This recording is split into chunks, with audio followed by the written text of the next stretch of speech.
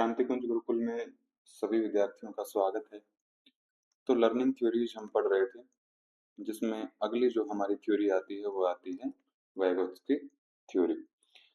तो जो हमने पिछली क्लास में किया था जीन पियाजे की थ्योरी, उससे आप अपोजिट मान सकते हो इसको। कैसे? कि जो जीन पियाजे ने बोला था, क्या बोला उन्होंने कि एज के अकॉर्डिंग जो है बच्चे खुद सीख लेते हैं। ठीक है, 4 स्टेजेस उन्होंने बताई थी। फटाफट से इसका रिवीजन। पहली स्टेज उन्होंने सेंसरी मोटर बताई कि जो भी सेंस ऑर्गन्स हैं उनकी मदद से बच्चे इसमें सीखते हैं। ठीक है। दूसरे नंबर पर उन्होंने बताया प्री ऑपरेशनल। 3 नंबर पर कॉन्क्रीट ऑपरेशनल और 4 नंबर पर फॉर्मल ऑपरेशनल।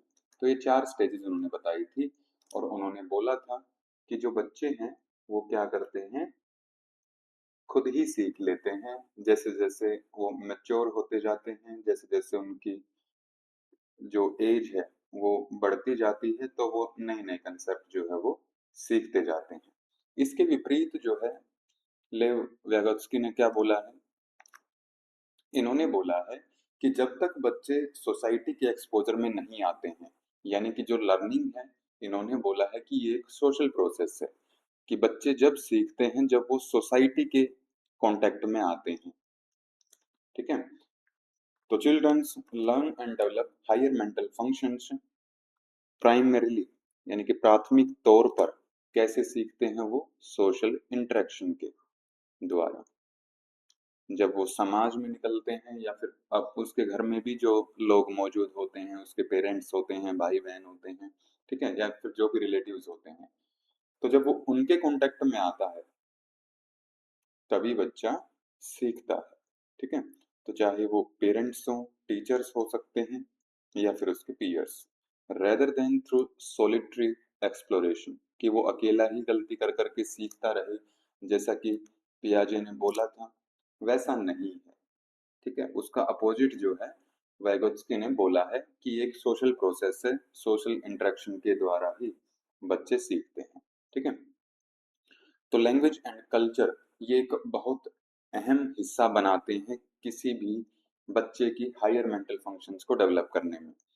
कि जैसे माँ बाप या फिर जो उसके आसपास के लोग जिस लैंग्वेज में बात करते हैं, तो बच्चा भी वही चीजें उसी लैंग्वेज में समझता है और बोलता भी वैसे ही है। ठीक है। ऐसे ही जैसे हम बोलते हैं कि किसी के बोलने से ही आप उसका कल्चर बता सकते हो कि ये किस कल्चर से ये इंसान आता है। ठीक है। तो इसीलिए इसको सोशल कंस्ट्रक्टिविज्म का क्या बोला गया है, फाउंडिंग फिगर बोला गया है। यानी कि सबसे मेन इसको सामाजिक रचनावाद का संस्थापक बोला गया है। ठीक है।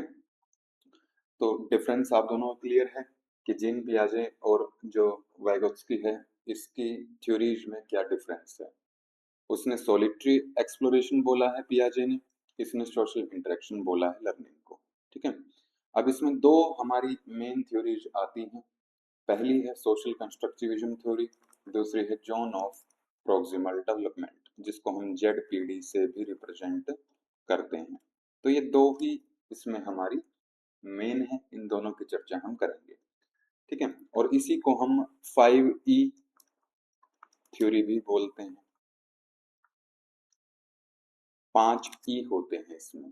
तो 5 इसमें स्टेप्स होते हैं जो कि सारे ई से स्टार्ट होते हैं, तो इसीलिए इसको 5E थ्योरी भी बोला जाता है। तो social constructivism is based on the idea that learner construct new knowledge. जो भी सीखने वाला है, लर्नर है, वो नई नॉलेज का निर्माण करता है। कैसे करता है? बिल्डिंग ऑन प्रायर एक्सपीरियंस, कि जो भी उसके पूर्व के अनुभव उसको होते हैं, तो उसके आधार पर क्या करता है बच्चा, नई नई चीजें खुद ही निर्माण करता है। ठीक है। लेकिन उसका आधार इन्होंने बता दिया कि आधार क्या है उसका, सोशल इंटरेक्शन। तो सोशल इंटरेक्शन से ही बच्चा इसमें सीखता है। फिर इसके बाद इसने 5 स्टेजेस इसकी बताई है। कंपोज्ड ऑफ एटलीस्ट 5 स्टेजेस, जिसको हम 5E थ्योरी भी बोलते हैं, 5E कंस्ट्रक्टिविस्ट मॉडल भी इसको बोला जाता है। पहला है एंगेज। सबसे पहला आपका काम है कि इनकी एज इट इज आपको सीक्वेंस याद करनी है ऊपर से नीचे तक। 5 ई हैं, यानी कि सारे के सारे आपके ई से स्टार्ट होंगे, लेकिन ई में सबसे पहले क्या आएगा? एंगेज। एंगेज के बाद आएगा एक्सप्लोरेशन, उसके बाद एक्सप्लेनेशन, 4th नंबर पर इलेबोरेट और 5 नंबर पर इवेल्युएट। ठीक है, इसके सीक्वेंस से ही अभी तक क्वेश्चन आया है, इसकी डिटेल्स में से क्वेश्चन नहीं बना है। ठीक है, फिर भी इन शब्दों को समझने के लिए आप थोड़ा सा 2 मिनट में इसकी डिटेल देख लो। एंगेज होने का मतलब क्या है? एंगेज होने का मतलब है कि जब आपसे कोई आपका दोस्त बात करता है, अगर आप उसमें एंगेज नहीं है तो आप इधर उधर देखेंगे, और वो कोई आपके काम की बात बता रहा है तो आप उसकी बात में इंटरेस्ट लोगे और उसी की तरफ आपका चेहरा होगा और ध्यान से आप उसकी बात सुनोगे। एंगेज होने का मतलब है कि जो भी लर्निंग का प्रोसेस चल रहा है उसमें हम अपना ध्यान दें, यानी कि अटेंशन दें। ठीक है, तो इनवाइट करें आइडियाज को अपने अंदर आने के लिए। Activating prior knowledge, generating curiosity. जब क्यूरियोसिटी मतलब जब हमें किसी चीज को जानने की जिज्ञासा होती है तभी किसी चीज के ऊपर हम ध्यान देते हैं। तो सबसे पहले आपने किसी भी जो भी आपको सीखना है उसके ऊपर ध्यान दिया, फिर उसके बाद क्या किया? जो भी आपको सीखना है, जो भी कंसेप्ट आपको सीखना है उसको क्या करेंगे? अब एक्सप्लोर करेंगे। एक्सप्लोर करने का मतलब है कि उसको देखेंगे हम चारों तरफ से कि इसके सीखने का क्या फायदा है, कैसे हम इसको सीख सकते हैं। ठीक है, क्या क्या एक्टिविटीज या फिर क्या क्या इसमें एक्सपेरिमेंट्स हम कर सकते हैं। ठीक है, तो यानी कि पूरी तरह से उसकी छानबीन आप करोगे उस टॉपिक की या फिर उस कंसेप्ट की जिसको आप सीखना चाहते हो या फिर जिसके ऊपर आपने ध्यान दिया था। ठीक है, तीसरे नंबर पर आता है एक्सप्लेन, कि अब जब सारी तरीके से आपने सोच कर देख लिया उस कंसेप्ट के बारे में कि क्या क्या एक्टिविटीज मुझे इसमें करनी है, क्या क्या टूल्स चाहिए, किन पार्टिसिपेंट्स के ऊपर मैं ये सीख सकता हूँ या फिर किस सोसाइटी के लोगों के साथ मैं ये सीख सकता हूँ, सारा आपने एक्सप्लोर कर चुके हो। एक्सप्लोर करने के बाद अब उसी चीज को क्या करोगे? एक्सप्लेन करोगे। अभी तक आपने केवल ये देखा है कि मुझे कहाँ से क्या चीज मिल सकती है, अब उस चीज को एक्सप्लेन करना यानी कि अब उस चीज को आप डिटेल में समझोगे कि एक्टिविटी अगर आपने 4 नोट की कि इस कंसेप्ट को समझने के लिए मुझे 4 एक्टिविटी चाहिए, तो उन चारों एक्टिविटीज के अंदर डीप कंसेप्ट क्या है ये हम अब एक्सप्लेन में समझेंगे। Understanding, teacher clarifies formalize concepts and vocab. तो जो भी उस कंसेप्ट का जो भी आउटलाइन है एक टीचर उसको क्या करेगा? क्लैरिफाई करेगा, यानी कि जो भी एक्टिविटीज हैं, एक्सपेरिमेंट्स हैं, ऑब्जर्वेशन हैं जो हमने एक्सप्लोरेशन के टाइम पर देखे थे, टीचर उनको एक्सप्लेन करेगा, अब बताएगा डिटेल में। 4 नंबर पर है इलेबोरेट, और ज्यादा विस्तार, कि जो टीचर ने समझा दिया है किसी कंसेप्ट के बारे में तो कैसे हम बोलेंगे कि वो हमें समझ में आ गया है, कि जिस सिचुएशन में 3 नंबर तक आपने किसी एक पर्टिकुलर सिचुएशन में कोई कंसेप्ट अप्लाई किया या फिर किसी कंसेप्ट के बारे में सीखा। इलेबोरेट यानी कि उसका और ज्यादा विस्तार। विस्तार का मतलब क्या है? कि जिस सिचुएशन में आपने उस कंसेप्ट को सीखा था, अप्लाई किया था, जिस सिचुएशन में उसके ऊपर एक्सपेरिमेंट किया था, अब उससे बाहर के एरियाज पर यानी कि नई सिचुएशन में सेम कंसेप्ट को अप्लाई करना, ये हमारा इलेबोरेट होता है। ठीक है, और 4 नंबर पर इवेल्युएशन, कि नई सिचुएशन में आपने जो आपने पहले कंसेप्ट सीखा था उसको अप्लाई किया है, अब उसका इवेल्युएशन आप करोगे कि क्या मैंने सही से किया है। ठीक है, मूल्यांकन आप उस नई सिचुएशन के अकॉर्डिंग करोगे कि क्या जो हमने पहले सीखा था, जो हमारा प्रायर एक्सपीरियंस था, तो नई सिचुएशन में भी वो नॉलेज काम आ रही है या नहीं आ रही है। ठीक है, तो ये हमारा 5 स्टेप्स इसमें हो जाते हैं: एंगेज, एक्सप्लोर, फिर एक्सप्लेन, इलेबोरेट और लास्ट में इवेल्युएट। ठीक है, तो ये थी हमारी सोशल कंस्ट्रक्टिविस्ट थ्योरी। इसके बाद दूसरे नंबर पर आती है हमारी जोन ऑफ प्रोक्सिमल डेवलपमेंट, निकटस्थ विकास का क्षेत्र। क्या बोला है इसमें? क्या ZPD emphasizes that learning occurs through social interaction and collaboration? ठीक है, तो सोशल इंटरेक्शन के द्वारा लर्निंग चल रही है, तो आप समझ जाएंगे कि ये वैगोत्स्की की थ्योरी है। ठीक है, क्या बोला है इसमें कि अब कुछ चीजें ऐसी होती हैं, आप खुद के ऊपर भी अप्लाई कर सकते हो इसको, कि कुछ चीजें आप बिना किसी की मदद के कर लेते हो, आपको किसी की हेल्प नहीं चाहिए। ठीक है, तो उन एक्टिविटीज को हम इस सर्कल में रख लेंगे कि इस सर्कल में जितनी भी चीजें हैं उनको समझने के लिए या फिर उन एक्टिविटीज को करने के लिए मुझे किसी की हेल्प नहीं चाहिए, मैं अकेला उनको कर सकता हूँ। कुछ चीजें ऐसी होती हैं कि थोड़ी सी आपको गाइडेंस मिल जाए, थोड़ी सी हेल्प मिल जाए, तब वो आप चीज कर पाते हो। ठीक है, और कुछ चीजें ऐसी होती हैं चाहे कोई हेल्प भी आपकी कर दे लेकिन फिर भी आप वो चीज नहीं कर पाते हो, तो ये तीन जोन अलग अलग बन जाती हैं। ठीक है, सबसे पहले वाली जोन जो रेड से मार्क की है, ये आपकी वो जोन है जिसको आप अकेले कर सकते हो बिना किसी की हेल्प के। फिर दूसरी जोन इसमें जो ब्लैक कलर से अभी मार्क कर रहे हैं, ये वो जोन है जिसमें थोड़ी सी गाइडेंस किसी की मिल जाए, थोड़ी सी हेल्प मिल जाए, तब हम उस चीज को कर पाएंगे। ठीक है, कर पाएंगे। लेकिन लास्ट में जो हमारी बच जाती है, जिसको हम अभी ब्लू से डिनोट कर रहे हैं, चाहे कोई हमारी हेल्प भी कर दे तब भी हम वो चीज नहीं कर पाएंगे।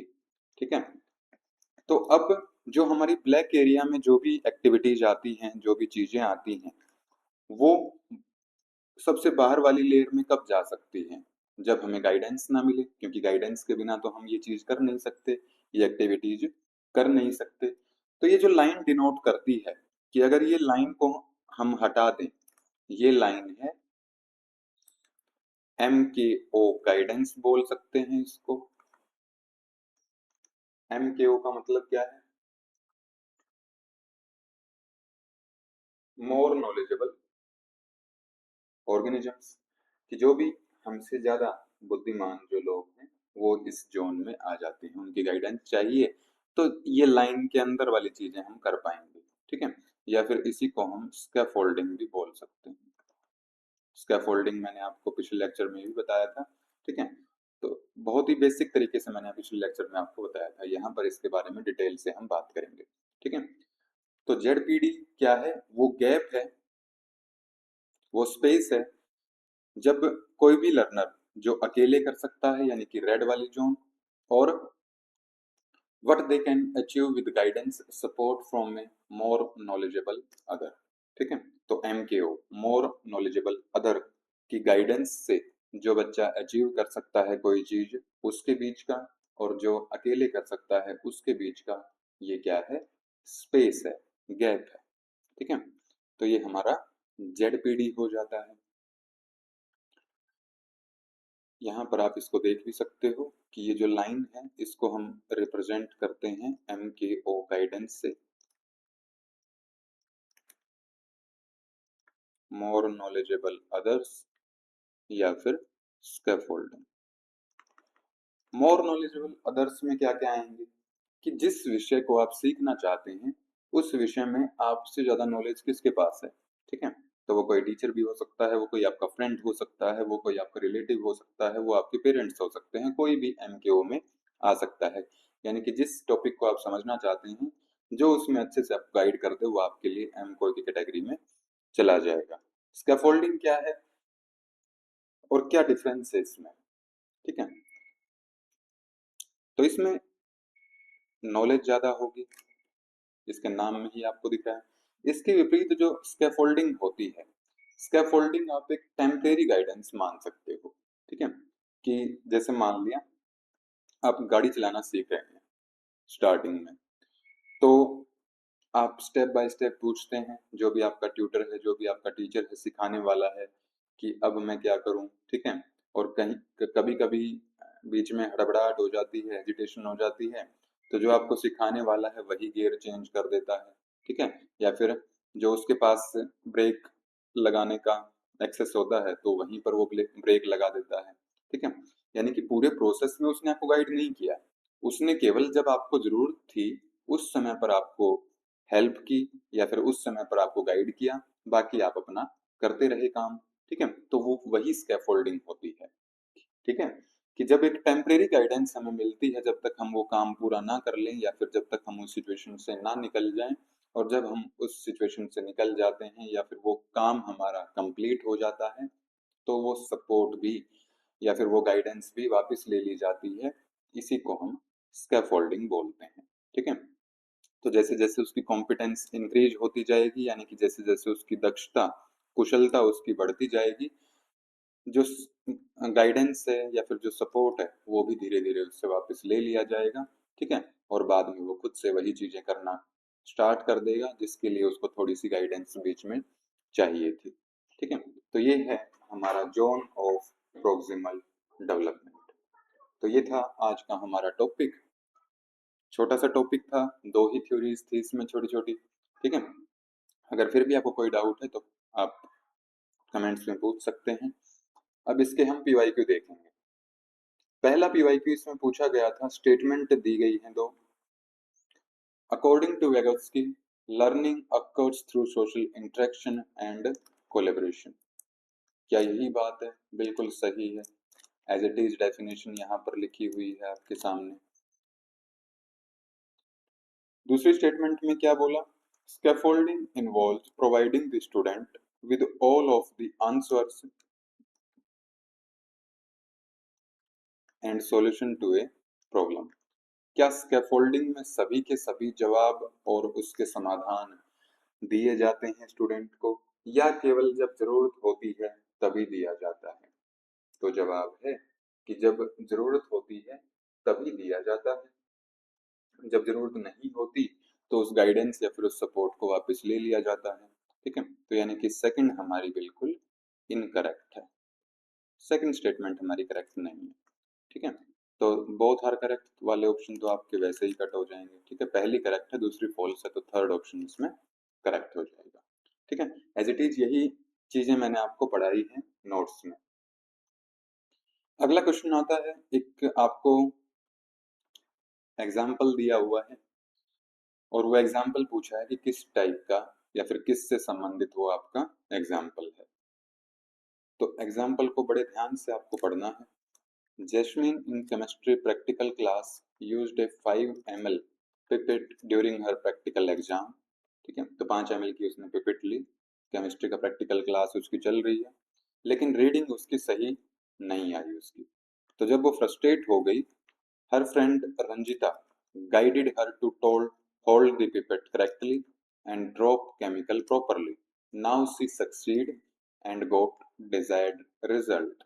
तो this is an example of, क्या अकोमोडेशन का है, इक्विलिब्रियम का है, एसिमिलेशन का है, या फिर जेडपीडी का? ये एग्जाम्पल आपके सामने लिखा हुआ है। तो जेडपीडी के अंदर हमने दो चीजें देखी थी। एक देखा था एम के ओ गाइडेंस, मोर नॉलेजेबल अदर्स की गाइडेंस आपको मिल जाए, या फिर स्कैफोल्डिंग कि टेम्परेरी आपको कोई स्टार्टिंग से नहीं कि सारी चीजें वही करे, टेम्परेरी आपको सपोर्ट मिल जाए। तो किस चीज का एग्जाम्पल आपको लग रहा है कि टेम्परेरी, कि जब तक वो सक्सीड नहीं हो गई, केवल तभी तक, या फिर जब तक उसका काम नहीं बन गया तो तभी तक टेम्परेरी गाइडेंस उसको चाहिए थी। तो ये हमारा जेडपीडी का एग्जाम्पल यहाँ पर लिखा हुआ है। जो बाकी तीनों ऑप्शंस हैं ये मैंने पिछली क्लास में आपको बता दिए थे जीन पियाजे की थ्योरी में। ठीक है, अगला क्वेश्चन इसमें आता है, identify the sequence which correctly indicates the order of ensuring teaching learning activities in A constructivist approach. तो ये 5 जो हमने किए थे, तो उससे ये सीक्वेंस से क्वेश्चन आपका पूछा हुआ है। तो सबसे पहले नंबर पर क्या था? सबसे पहले नंबर पर क्या एक्सप्लोर था? नहीं था, तो ये हमारा ऑप्शन गलत है। इवेल्युएट सबसे लास्ट में था, एक्सप्लेन भी स्टार्टिंग में नहीं था, एंगेज हमारा स्टार्टिंग में था। तो first option, sorry fourth option इसमें हमारा करेक्ट हो जाएगा। ठीक है, तो डायरेक्ट क्वेश्चन पूछा हुआ है, केवल सीक्वेंस, नाम का मतलब इसने नहीं पूछा कि सारी चीजें बताओ कि एक्सप्लोर में क्या होता है, एक्सप्लेन में क्या होता है, केवल इसने नाम की सीक्वेंस आपसे इसमें पूछी थी। ठीक है, तो ये थी हमारी वेगस की थ्योरी, जेडपीडी और social constructivist theory, 5E theory. अगर इसमें आपको कोई भी डाउट रहता है तो आप कमेंट करके पूछ लेना, ठीक है। इसके सारे पीवाईक्यू आप लगा लेना, जो भी आपके टॉपिक वाइज पीवाईक्यू आपका फोल्डर बना हुआ है उसमें, ठीक है। तो इतना ही रखेंगे हम आज के लिए। ओम श्री गुरुभ्यो नमः। ओम शांति शांति शांति। सभी को ओम